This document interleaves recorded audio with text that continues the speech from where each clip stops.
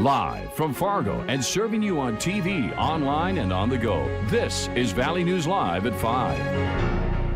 The Ada Police Department has a warning for you tonight following a rash of scam calls from people claiming to be with Minnesota Energy or Xcel Energy. Officers say they've received multiple reports of business owners in the area getting calls from people claiming to be with the energy companies. The caller asks for $500 and says they'll turn off your power if you don't pay. Police say this is a scam and they warn you not to call the number back or give out any money.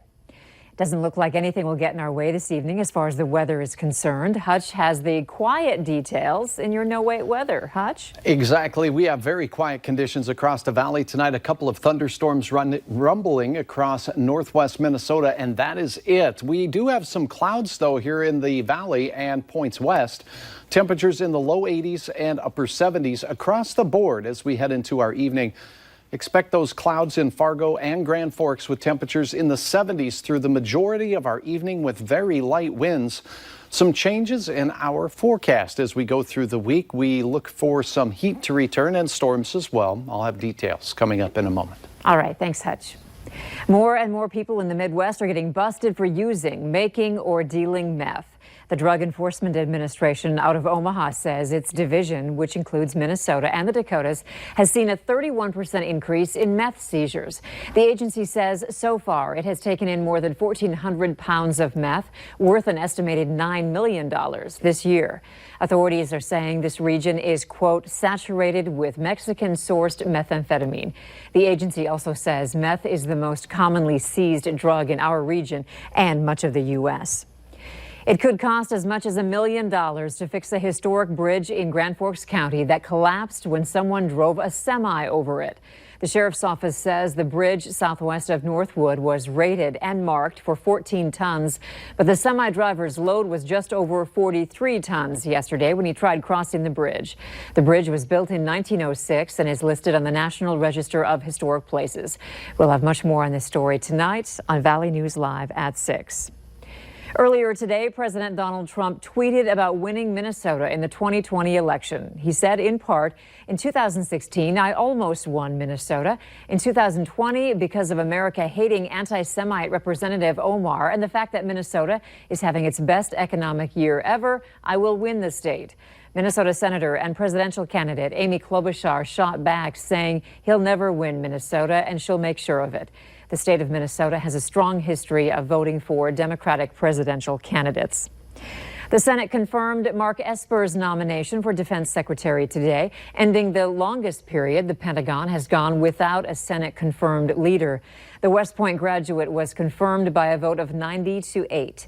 Esper is an Army veteran and former defense lobbyist. He became acting secretary after Patrick Shanahan abruptly quit. The previous defense secretary, Jim Mattis, stepped down in December after policy disputes with the president. While the top post is filled, there is still no Senate-confirmed deputy secretary of defense.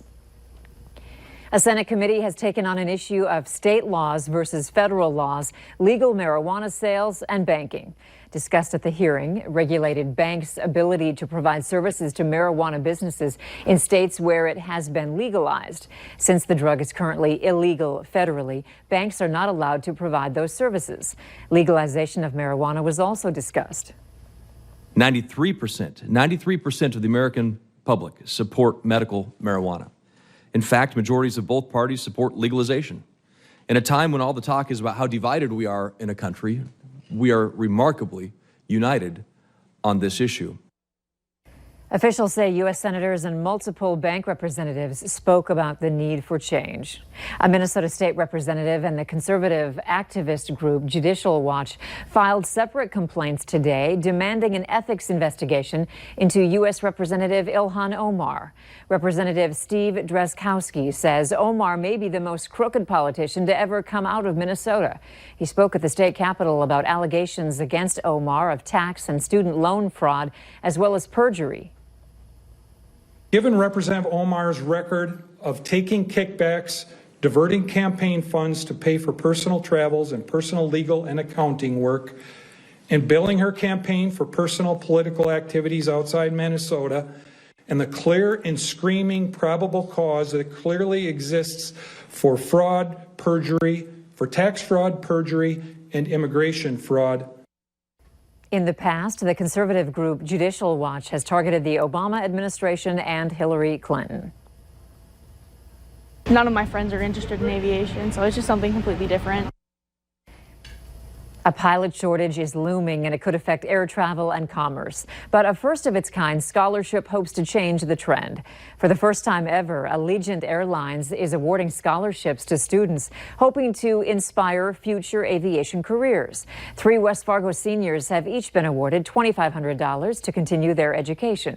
And now the trio are in Las Vegas at Allegiant headquarters, learning about the industry they hope to one day join. We're looking at, where are we going to find students that are really excited about aviation, not just as pilots, but in the other disciplines too. We'll have more on the students' journey and the local program that helped get them to Las Vegas tonight on Valley News Live. Move over football, basketball, wrestling, volleyball, and soccer. Time to make room for fishing. It's a non-curricular club activity right now, but it's gaining popularity with Fargo and West Fargo high schools. We caught up with several teams that were competing on Big Floyd Lake, one of 3 in the valley being used by the Lake Agassiz High School Fishing League. Tonight on Valley News Live 10 at 10, see what they're catching and meet the man who is at the heart of this fishing league. The warm summer months are not only bringing more people outside on the streets, but police too. And some of them are ditching their squad cars, patrolling the valley on bike. Valley News Team's crime and safety reporter Bailey Hurley biked over 7 miles today with both Fargo and Moorhead officers and has more on our story. Charles Adam Edward, 342, Minnesota. From a traffic stop. People aren't expecting you to be there, so like texting and driving, people will be sitting at the light using their phone. Seat belts are a big one. To getting a man to detox.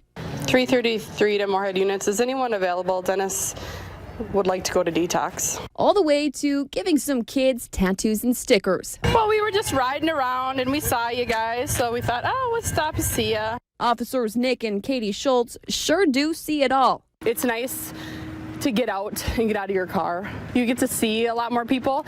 There are like things I will notice when I'm on bike patrol that I have driven by 1,000 times and never seen before because your viewpoint is way different. But they say biking around comes with its downfalls, impacting response times and their ability to transport people. But they say it is the best way to get out in the community. I think a lot of people are happy to see us. Get a lot of waves.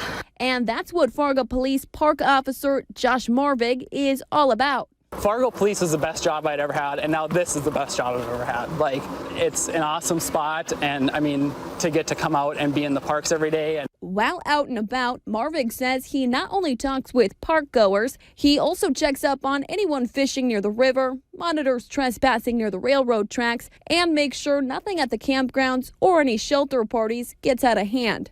What my hope is in this spot is I can be a good enough resource and a deterrent and a presence that we can slow or hopefully stop those things or make them very minimal. All 3 bikers in blue telling me they hope to be the bridge to a better relationship with the community. In Fargo and Moorhead, Bailey Hurley, Valley News Live.